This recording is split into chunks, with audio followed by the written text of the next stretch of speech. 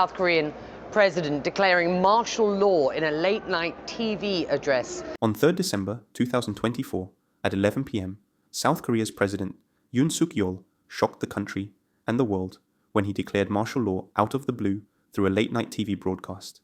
It was the first time that martial law had been declared in the country in nearly 50 years, with the reasons cited being anti-state forces as well as threats from its neighbor, North Korea. However, it soon became clear that these reasons were false and that this was just due to his political troubles. This declaration prompted thousands of people to gather at Parliament in protest, while opposition lawmakers rushed there to push through an emergency vote to remove the measure. Defeated, Yoon emerged a few hours later to accept the Parliament's vote and lift the martial law order. Now, lawmakers are voting on whether to impeach him over what the country's main opposition has called his insurrectionary behavior. He has managed to survive the first attempt to impeach him on 7th December, but is now officially suspended as South Korean lawmakers on 14th December voted to impeach him. This begs the question, why was this so important? To understand why this was significant, it is important to understand the history of martial law in South Korea. Martial law is temporary rule by military authorities in a time of emergency, when civil authorities are deemed unable to function. The last time it was declared in South Korea was in 1979, when the country's then long-term military dictator, Park Chung-hee, was assassinated during a coup. It has never been invoked since the country became a parliamentary democracy in 1987. This martial law was significant, as South Korea's tumultuous journey to democracy was often marred by periods of authoritarian rule and military intervention. In the aftermath of the devastating Korean War, a series of dictatorships emerged, marked by the frequent imposition of martial law. Going back to the current situation, after his address to declare the martial law temporarily put the police in charge, with helmeted troops and police deployed to the National Assembly Parliament building, where helicopters were seen landing on the roof. Local media also showed scenes of masked and armed troops entering the building, while staffers tried to hold them off with fire extinguishers. Meanwhile, the leader of the country's largest opposition party, Lee Jae-myung of the Liberal Democratic Party, called on his MPs to converge on Parliament to vote down the declaration, as well as the public to show up in protest. There were scuffles between protesters and police at the gates, but despite the military presence, tensions did not escalate into violence. Lawmakers were also able to make their way around the barricades, even climbing fences to make it to the voting chamber. On 4th December at 1 a.m., just 2 hours after the martial law was first declared, South Korea's parliament voted down the measure, ruling that President Yoon's declaration of martial law was invalid. This caused widespread confusion, with Yoon's senior aides resigning, and Defense Minister Yoon Hyun offering to resign as demonstrations continued. This also caused South Korea-related exchange-traded funds and the won to all sharply weakened overnight, with shares of Samsung Electronics, the nation's largest company, tumbling 3%. So why did Yoon call this? Yoon was voted into office in May 2022, but has had waning influence since April 2024, as opposition won a landslide in the country's general election. He has also seen a fall in approval ratings, hovering around lows of 17%, as he has been mired in several corruption scandals this year. One of the corruption scandals was involving the First Lady accepting a 3 million won Dior bag from a pastor based on spy camera drone footage.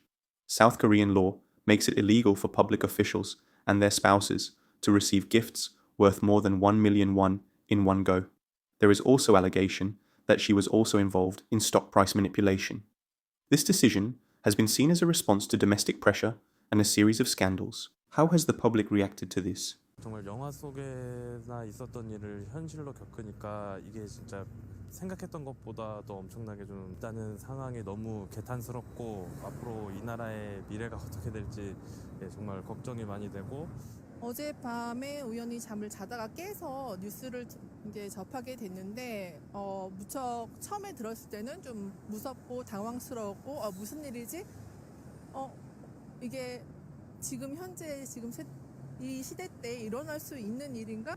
어떤 이유를 통해서 계엄령이 선포되었다 정도로만 알고 있긴 한데 그 이유가